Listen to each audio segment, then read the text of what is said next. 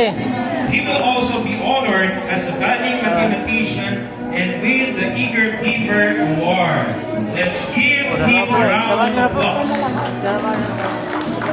Samahan niyo na. Sorry po. Video lang. Tinatawag ko po bago po yung ating pong school president and the speaker.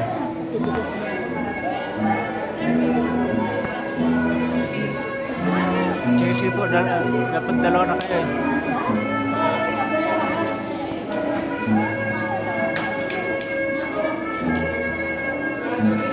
Okay, let's give Mordecai a round of applause again.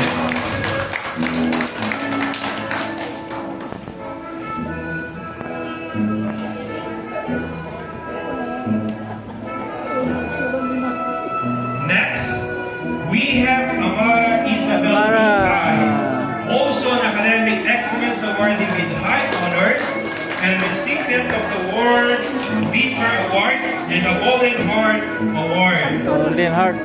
Let's give a generous round of applause to Amara, whose dedication and perseverance truly inspires us all.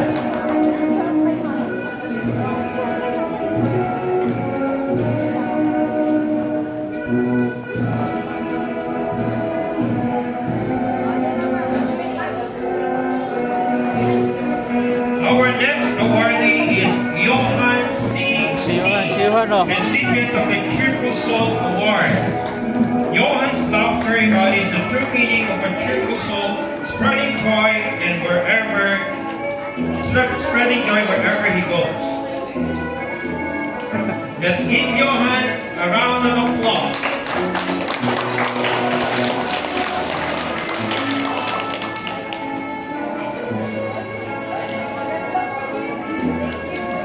Let's give a big cheer for our Batang Maasan awardee, Misha N. Kamat. This award is not just about grades, but about being the one everyone can rely on, whether in class, in projects, or in friendship. Truly a student we can all look up to. Let's give Misha a round of applause.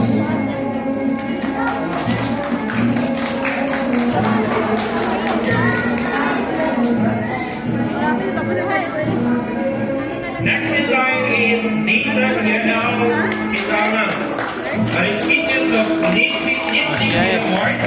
His guiding ways and organized habits remind us that success often begins with small, consistent actions. That extends our warmest congratulations with a round of applause for Nathan.